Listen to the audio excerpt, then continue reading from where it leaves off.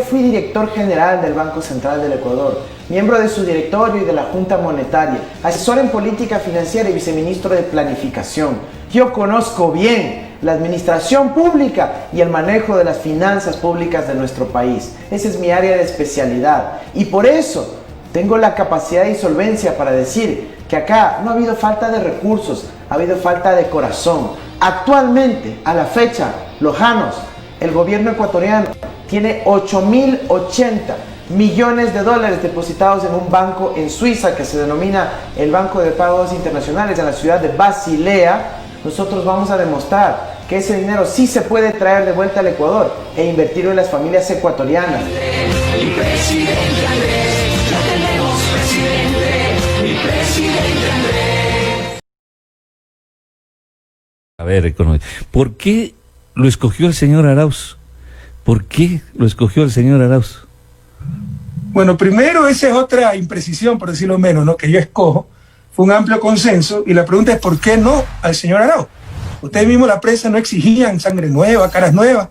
Cuando se pone sangre nueva, caras nuevas, el perfecto desconocido. ¿Por qué se eligió al señor Arauz? ¿Por qué no al señor Arauz? Hombre brillante, joven, con preparación de primer nivel, título de economista, matemático, Universidad de Michigan, de las mejores del mundo, en Estados Unidos, maestría en la Facultad de Ciencias Sociales Latinoamericanas, doctorante en la Universidad Autónoma de México, me parece que es, y le domina 5 idiomas, una vasta experiencia en su corta edad, porque nosotros siempre abrimos la puerta a los jóvenes. La pregunta es, ¿por qué no el señor Arauz? El problema es que se cree que no es un hombre brillante, más bien. De repente hace ofertas en la campaña, bueno, y obviamente luego le vamos a preguntar, es que si le quitamos al economista Rafael Correa de la campaña, el señor Arauz no existe. Y bueno, y eso, o sea, ¿por qué lo desmerece el señor Arauz? ¿Acaso no es evidente? Porque obviamente... Yo tengo un capital político que me impidieron participar, que si hubiera sido candidato, pues no habría ni discusión quién va a ganar la elección. Ustedes mismos, mucha prensa no apoyó que se me proscriba con la consulta mañosa retroactivamente, luego incluso para vicepresidente con una sentencia en 20 días absolutamente ridícula. Entonces, cuando se pone cara a jóvenes y uno tiene que apoyarlo porque uno es conocido, cuando nos robaron Alianza País, 3 veces impidieron inscribirnos como movimiento político, ganamos la elección del 2019 con un movimiento que nos prestaron a última hora, Compromiso Social Lista 5, también lo elimina, nos abren las puertas Lista 1, pero nadie sabe que estamos ahí, tengo que involucrarme en la campaña, entonces él no es nadie, sino que es Correa. Pero por supuesto que yo tengo el capital político, pero eso no desmerece en absoluto a Andrés Arauz, así se empieza, pues, o el 2006 yo era conocido. Cuando dice usted capital político, podríamos decirlo y cambiar un poco el eufemismo y decir, tengo clientela política. Bueno, esa es una forma de tergiversar de cierta prensa mala fe. Lo que tiene mucho apoyo después de 4 años de difamación, porque la gente no es tonta, pues. La puede engañar un tiempo, a muchos pueden engañar poco tiempo, a algunos pueden engañar gran tiempo, mucho tiempo, pero no pueden engañar a todos todo el tiempo. Es tan fácil como esto, Loja, Zapotillo, toda la provincia, el Ecuador. La gente ya después de 4 años es tan fácil como esto. Ahora que nos dicen que estamos bien, que se están haciendo las cosas bien, es cuando peor estamos. Cuando ya que se hicieron las cosas mal, es cuando mejor estamos. Entonces no es tonta, pues la gente compara, y por eso el inmenso apoyo popular pese a 4 años de difamación y persecución. Ahora, economista, extraordinaria las respuestas cortas que me permiten, y de esa manera abreviada pues podemos pasar a más preguntas, más inquietudes. ¿Qué dice usted, qué piensa usted cuando habla que estábamos bien y todo eso? Cuando ve, bueno, acá igual lo puede ver a través de las miles formas de comunicación, cómo deambulan los venezolanos por el mundo, y particularmente incluso en este país, cómo deambulan como parias, como judíos errantes, y sin patria, sin nación, cuando su país fue un país muy rico y lo convirtieron en uno de los países más pobres, al menos de la América Latina. ¿Por qué deambulan? ¿Qué piensa un hombre que era amigo de estos gobernantes y que era muy rico? Creo que es el país con la segunda reserva de petróleo en el mundo. ¿Cómo es que lo convirtieron en un país tan pobre? Freddy, ¿sabe dónde estoy? No, sí le dije dónde estoy, ¿no? En Sí, México. México. ¿Y sabe por qué estoy aquí? Hay mucho petróleo. Invitado por la Universidad Autónoma de México para dictar una maestría en desarrollo, que es mi especialidad. Es decir, mi vida es académica. Y como académico yo no entiendo ese reduccionismo, ya diríamos abierta distorsión, abierta falsedad de la verdad. ¿Cómo convirtieron a Venezuela en un país tan pobre? Porque lo tienen bloqueado, pues. Tiene las mayores reservas de petróleo del mundo y no puede vender una gota de petróleo, pues. Porque el ingreso petrolero se lo redujeron de 50.000 millones de dólares a 500 millones de dólares, la centésima parte. Los que me están escuchando, es como si ganaran $5.000 para mantener a su familia mensualmente o cada año, y porque un malvado que se cree dueño del barrio lo cerca, le impide trabajar, ahora gane $50. ¿Cómo mantiene a su familia? Entonces, hablar del fracaso del socialismo, de los gobiernos, de mis amigos, sin decir que está bloqueado economía de guerra, me parece una pero brutal distorsión de la realidad. No entiendo cómo se puede decir esas cosas. Si alguien, un estudiante de primer año me hiciera ese análisis, yo lo dejara de año. Es como si un profesor de natación ve a uno de sus alumnos que se ahogó, está en el fondo de la piscina con los pies metidos en un balde de cemento y llegue a la conclusión de que se ahogó por no saber nadar. Es como que si mañana lance una bomba atómica a Chile y digo fracasó el neoliberalismo. ¿Qué nos pasa? ¿Dónde quedó la verdad? ¿Dónde quedó la esencia? ¿Dónde quedó la ética? ¿Dónde quedó el rigor, el amor por la verdad? Le cuento que en el colegio nos ponían, el profesor muy gentil nos ponía por lo menos 1 o 2, decía por la hoja, decía, les voy a poner 1 o 2.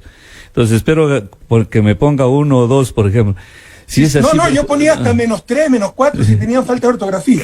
Eso sí, y yo estoy de acuerdo con usted, porque eso sí que es imperdonable. Eso es imperdonable. Pero ¿por qué en Suiza le acaban de descubrir que tienen más de 10.000 millones de dólares los dirigentes petroleros, venezolanos, gobernantes? Hay plata que...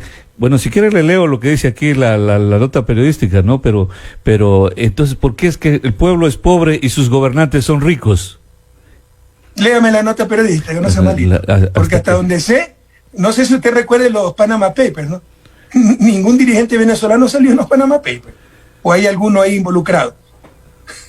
Salieron de otros lados, de otros países, ¿no? Bueno, también, o sea, yo no quiero contradecir, usted tiene buena información y sabe, pero puede ser que los Panama Papers no solo están en Suiza, ¿no?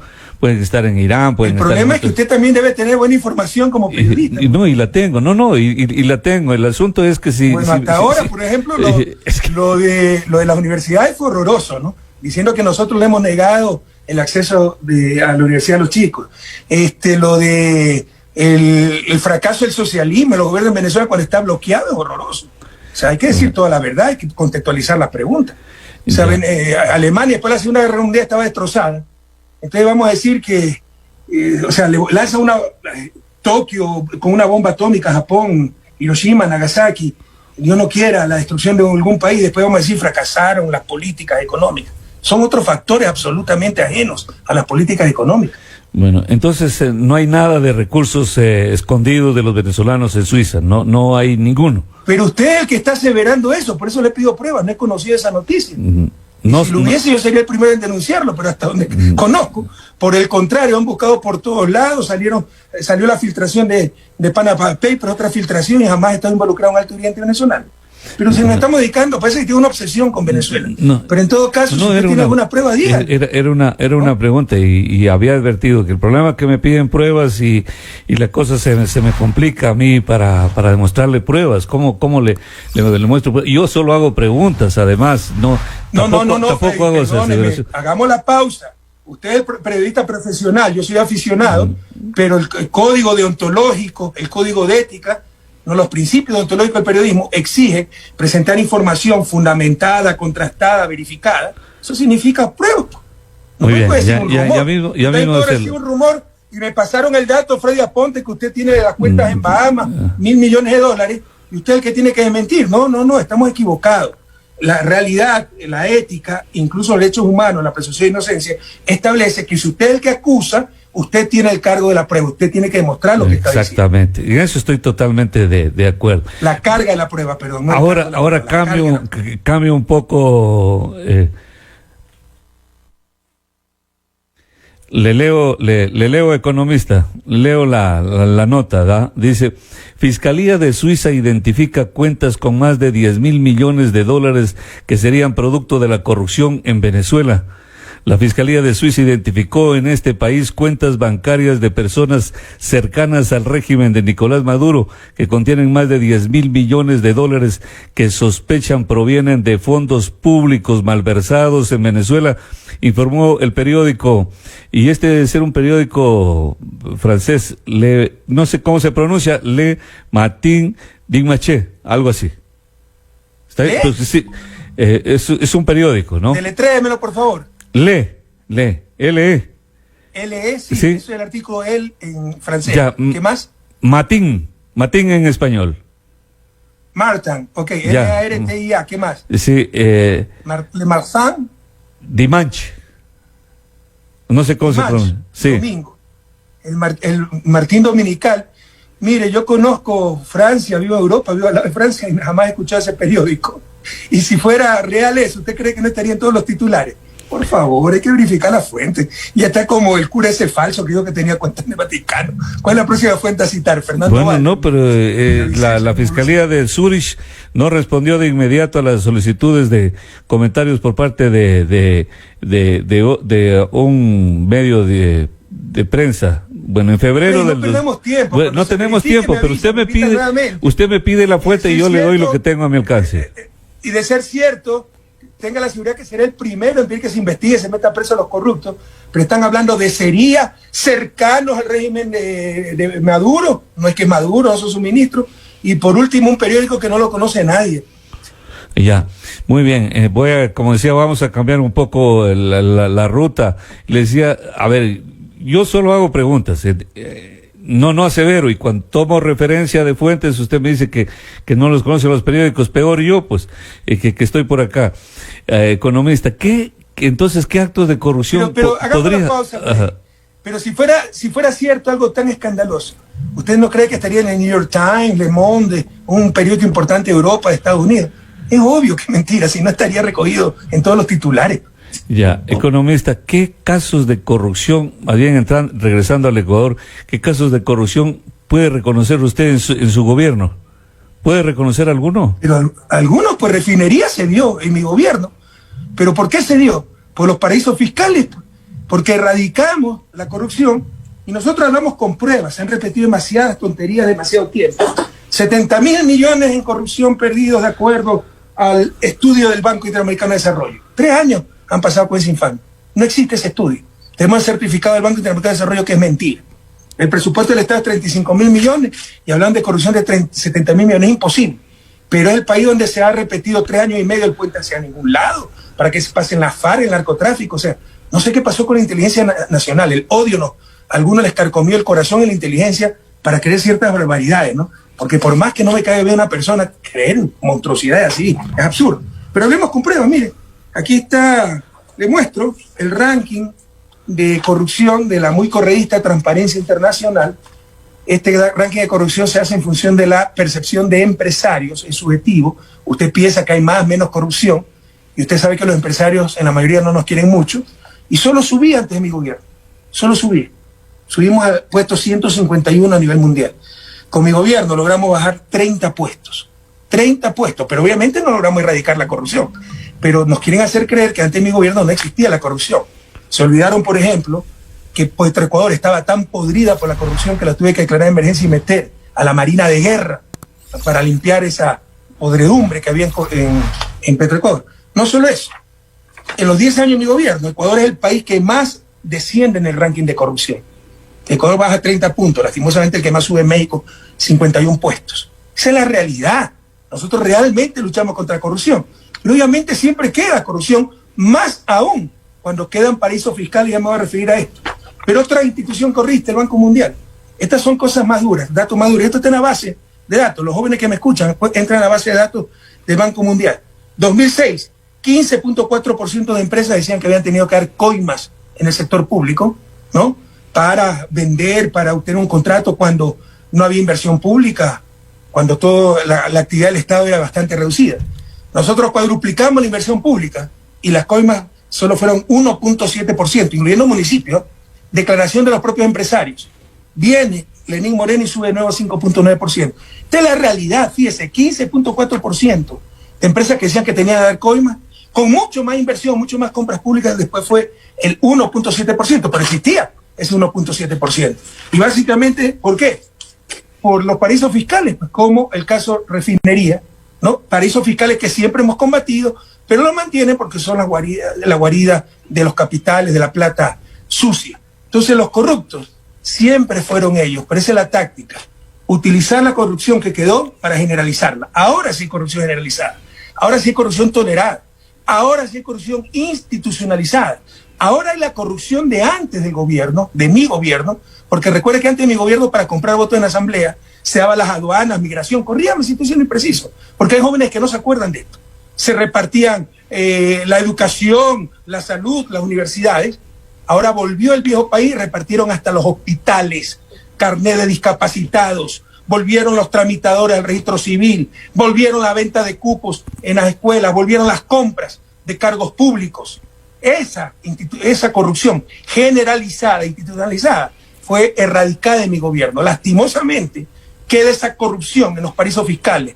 ¿Cómo usted puede detectar una coima que le depositan a un Ecuador? Más claro no puede estar el contubernio entre un gobierno corrupto, una clase política corrupta, cierta prensa corrupta y esta empresa corrupta y corruptora. ¿Cómo puede imaginar que hasta el caso se llame Odebrecht, todo el mundo se ha enlodado, acusado por los corruptos y los corruptos ni siquiera son acusados por el gobierno? Además que le cuesta esos centenas de millones de dólares al país, porque ellos sí tuvieran que pagar por el daño hecho, y si no están acusados, no están sentenciados, y si no están sentenciados, no tienen que pagar. Bueno, tuvimos un pequeño... Ahí estamos bien. Salió usted de la pantalla un segundo, pero ya estamos ahí. Economista, como el tiempo apremia, fíjese, usted dice que los jóvenes, que le apuestan a los jóvenes, de repente sí la experiencia nos pasa factura, ¿no? A veces pienso que en esta edad sería ideal como para gobernar un país. Uno aprende por muchas formas y de muchas maneras. De los errores que usted cometió en sus dos gobiernos, ¿cuál no volvería a cometerlo, aparte de no ponerlo al licenciado Lenín Moreno? Porque estoy seguro que me va a decir eso como en orden de preferencia, me va a decir, rápido me va a decir, no lo pondría Lenín Moreno. Y yo le diría, pero verá que usted lo escogió. Entonces es un error. Suponiéndose que es un error, ¿qué errores no cometería? Y le pregunto esto pero defíname primero qué es error. Porque yo soy profesor de toma de decisiones y usted puede tomar una correcta decisión con la información que tiene, pero ser engañado. Cuando le estafan, cuando usted pone la plata en un proyecto inmobiliario que sonaba bastante bien en función de la información que tenía, pero era un sinvergüenza el promotor, y pierde su dinero, no fue una mala decisión. Le robaron, le estafaron, fue mala suerte. Tenemos que diferenciar entre correctas decisiones y buena o mala suerte. Por el contrario, puede tomar la peor decisión del mundo con la información que tiene. Sus hijos se le están muriendo de hambre, solo le quedan $100. En lugar de comprar comida y garantizarle una semana más de vida, se compra un guachito de la lotería. Pésima decisión, pero se sacó la lotería y se arregló el resto de su vida. Tuvo buena suerte, pero la decisión fue pésima. La decisión depende de la información que tenga ese momento. Entonces, normalmente tomamos muy buenas decisiones, pero se toman decisiones para el futuro. Entonces, el futuro es incierto, puede ser buena o mala suerte. Sin embargo, errores, con conocimiento, que debimos tal vez ser más astutos, un error, la ley de comunicación. Le pusimos ahí un enemigo concreto a la prensa para que se victimice. Cuando usted va a Europa, no tiene ley de comunicación ni nada parecido, o sea, nada con ese nombre, pero si usted le toma una foto y la publican sin su permiso, por la ley de defensa de la imagen, protección de la imagen, le puede meter tremendo juicio a ese medio de comunicación. Si a usted lo difama, le mete tremendo juicio civil. Si lo acusan de algo que no es verdad, lo pueden demandar por centenas de millones de dólares, como también en Estados Unidos, como pasó con ese adolescente al cual le dijo racista CNN y tuvo que pagar centenas de millones de dólares porque se llevaban a juicio, y iban a juicio, el juicio era por un monte de 270 millones de dólares. Tuvo un error. La próxima vez, en lugar de hacer una ley de comunicación y poner ahí un objetivo concreto de la prensa para victimizarse, para atacar, y que nosotros somos los enemigos de esa prensa, fortalecer muchas leyes para garantizar los derechos de los ciudadanos a su imagen, a su reputación, a su honra, derechos humanos, y poder defenderse de los abusos de cierta prensa que lo hemos vivido dramáticamente estos últimos 4 años. Dicho sea de paso, Moreno no hubiera podido hacer ni la 10ª parte de lo que hizo sin la abierta complicidad de medios como Teleamazonas, como Ecoavisa, como El Universo, como El Comercio y muchos otros medios nacionales y locales. Ya ve, economista, como vamos a terminar ya mismo la entrevista, si estuviésemos en Loja, yo le hubiese pedido a usted que me pague un café obviamente lojano, por lo que acaba de decir. Hace minutos antes de la entrevista, me preguntaba un ciudadano, objetaba que cómo lo vamos a entrevistar a un hombre que está sentenciado y todo eso. Y me vino a la memoria una experiencia. Cuando yo estuve en la cárcel y cumplía 20 días de prisión, el exalcalde revocado que me ha perseguido toda una vida, demandó al diario La Hora por hacer una publicación de la entrevista que me habían hecho mientras yo estaba en prisión. Fíjense, lo llamó al ministro Yalc protestando que cómo permiten entrar esto. Yo le contesté a este ciudadano, primero, los derechos humanos, nunca jamás en la vida se pueden conculcar. Yo no creo que haya ninguna objeción para entrevistar a un ser humano, esté en la condición que esté. Si ve lo importante que es a veces madurar, economista, yo lo veo ya más sereno, maduro, tranquilo, y le preguntaba de los errores, porque pienso que a lo mejor con Arauz muy pronto usted también va a arrepentirse y va a decir, este hombre que anda ofreciendo $1,000 a todo el mundo, ¿de dónde los va a sacar? Eso es un acto populista, eso es ofensivo al pueblo. ¿Por qué me hacen esto? A lo mejor ni siquiera usted sabía. Entonces yo por eso pienso que puede ser que tenga errores que usted todavía pueda arrepentirse. Hagamos la pausa porque digo muchas cosas. Cuando le publicó eso diario La Hora, alguien lo gestó a diario La Hora del gobierno, pese a las supuestas quejas del exalcalde al ministro de gobierno, no sé qué habrá sido Gustavo Yal en ese momento. Sí, del interior. Pero después decían que no había libertad de prensa. Fíjese la primera contradicción. Lo segundo, si Andrés Arauz fuera traidor ya no hubiera traicionado, pues si 4 años lo han perseguido. Tercero, ya metió sal y pimienta en su comentario que los 1.000 millones que pueden parecer demagogos. Le estoy preguntando. Cuando se dio la sucretización, salvataje para la clase empresarial, endeudada en dólares con el extranjero, ¿sí se acuerda? Con Osvaldo Hurtado. ¿Sí se acuerda? Sí, el presidente de la Junta Monetaria, el banquero Abelardo Pachán, adoptó las deudas externas del sector privado, el gobierno, el Estado, ¿no? Las asumió y el sector privado le pagaba en sucres devaluados al Estado. Eso significó una transferencia, un salvataje, no a los pobres, a los ricos, de $1.300 millones en una economía de 17.000 millones. Pero ahí sí era técnico, ahí sí era correcto, ahí sí era ético. El salvataje bancario, una economía de 30.000 millones, nos costó $8.000 millones.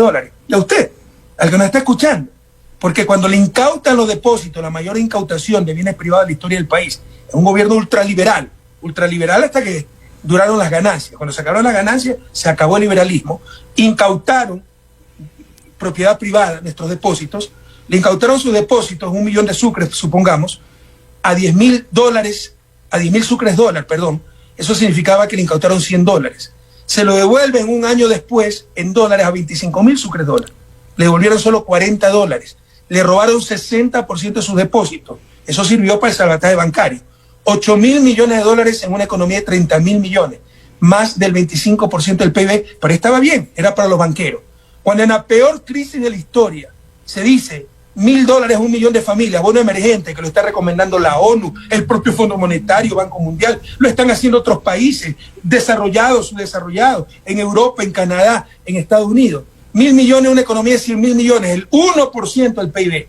Antes fue el 8%, antes fue más del 25% para los ricos, ahora es menos, incluso el 1% para los pobres. Ahí sí es demagogia, populismo, engaño.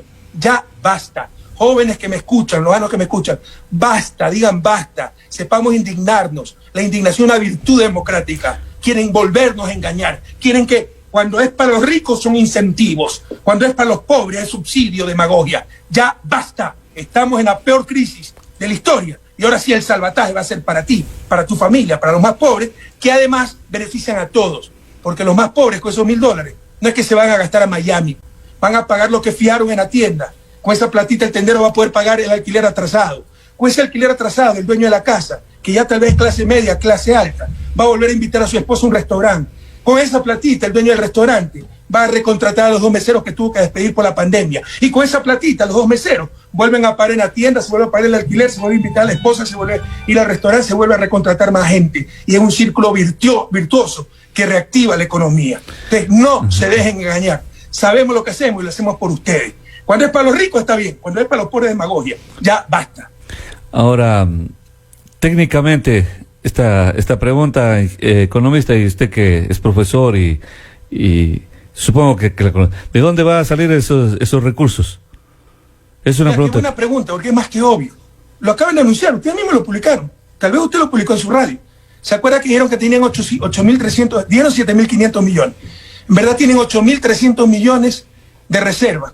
¿Leyó eso o no? O tal vez lo publicó usted en su radio. Ya. Lo dijo en su radio. Sí, ¿verdad? Reserva histórica.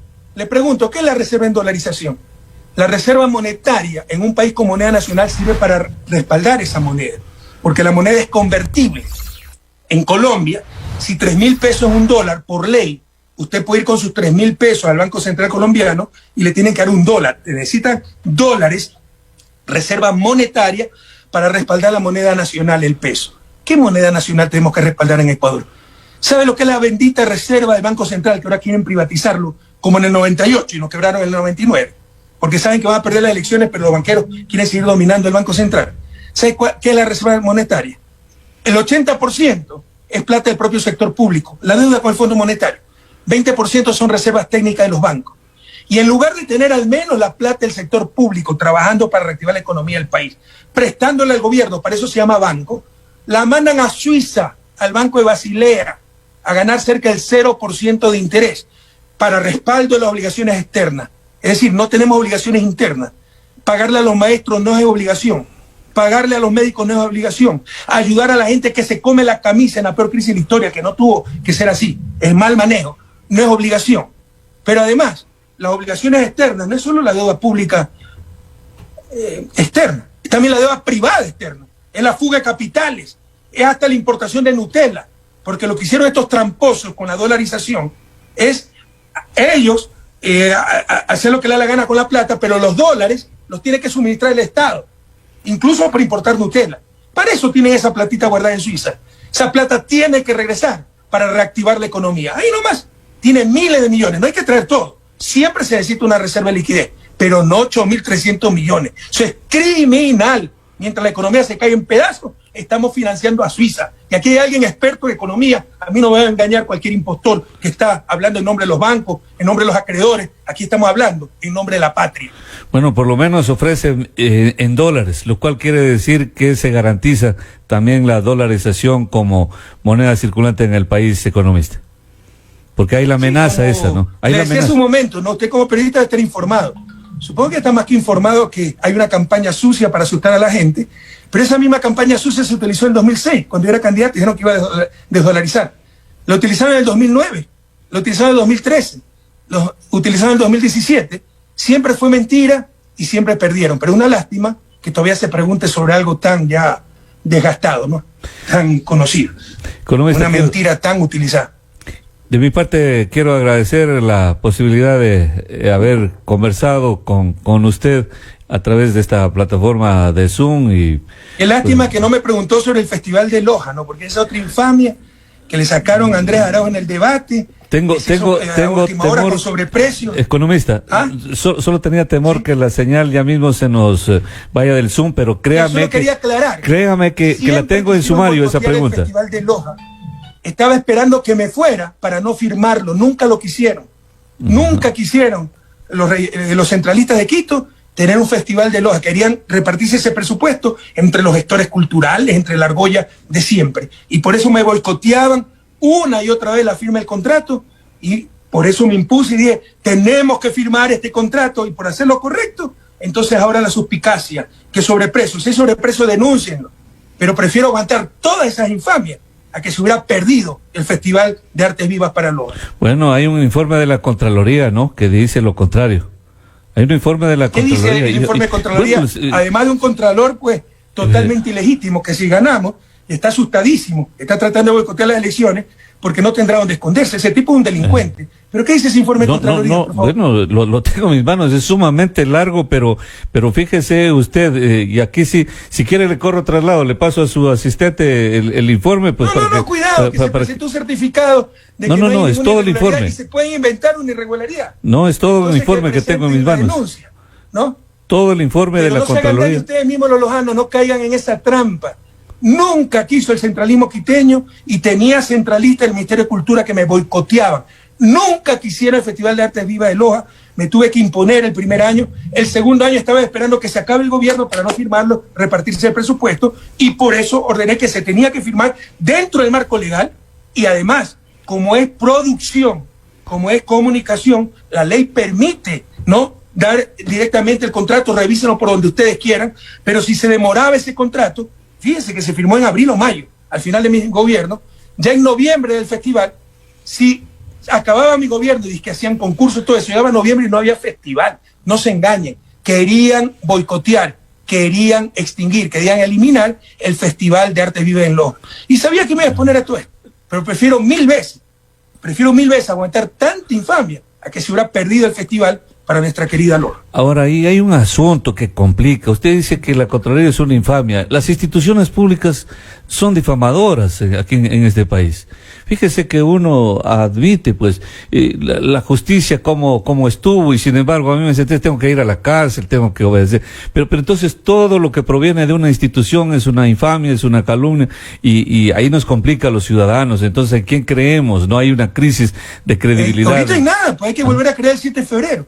¿O no se enteró lo que pasó en febrero del 2018 con la consulta mañosa? Ahí fue el golpe de gracia, el punto de quiebre. Ya habían roto el Estado constitucional con la destitución del vicepresidente acusado por Odebrecht sin acusar a Odebrecht.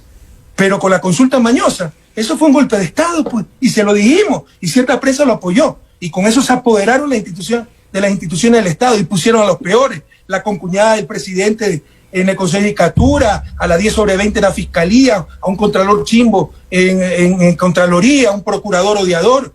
Pusieron lo peor de lo peor, pero nos quedamos cortos, porque pusieron a dedo a Trujillo, se declaró emperador. Esto nunca se ha visto en la historia de la humanidad. Declaró que sus decisiones estaban sobre la Constitución, y en lugar de la prensa, la clase política, pedir que lo manden al pobre hombre a un psiquiatra, lo aplaudieron. Y con eso destituyó la Corte Constitucional, declaró vacancia 7 meses. ¿De qué se quejan? Si muchos de ustedes apoyaron esa barbaridad que destruyó la patria, y ahora no hay cómo confiar en nadie, en nada, en ninguna institución. Hay un proceso destituyente porque pusieron a los peores, se repartieron la patria cual botín entre piratas, y la única condición era odiar a Correa. Y hoy lloramos lágrimas de sangre. Pero lojanos queridos, hay esperanza, hay luz al final del túnel. El fin de esta pesadilla comenzó, y el 7 de febrero, con tu voto, todito, uno, juntos volveremos a rescatar la patria, juntos volveremos a rescatar. Le decía, economista, que tenía temor de la plataforma, pero se me quedaba el tema exactamente de la Contraloría, del Teatro de Loja, el informe de Fernando Villavicencio sobre la deuda en la que estaría involucrada, en la que habría comparecido el señor Arauz, este endeudamiento descomunal al país. Hay un informe ahí también, me va a pedir pruebas porque aquí lo tengo al informe, pero es sumamente extenso, ¿no? Entonces, todo eso. Un informe de Contraloría de Celi para usted prueba, está bien. Un informe de Villavicencio para usted prueba, está bien, pero no es una pregunta. Mucho el periodismo. Villavicencio, usted sabe que es un mercenario, lo ha reconocido, le puedo mandar el video, que él le financia en sus investigaciones empresarios. Esos empresarios son los Isaías. Usted sabe que no es periodista, se graduó a distancia en la Universidad Cooperativa de Colombia, cerrada por falta de calidad académica, es un politiquero fracasado, sindicalista de Petroecuador, que cobra por lo que dice y cobra por lo que calla. Qué lástima que utilicen como fuente a un tipo tan inmoral. Pero a ese nivel hemos llegado. El 7 de febrero, con tu voto, lojano, recuperaremos la patria. Ahora, ahí solo el tema es que con esos informes mucha gente está en prisión, pues. Otros están en condiciones... Porque se han tomado todo, pues.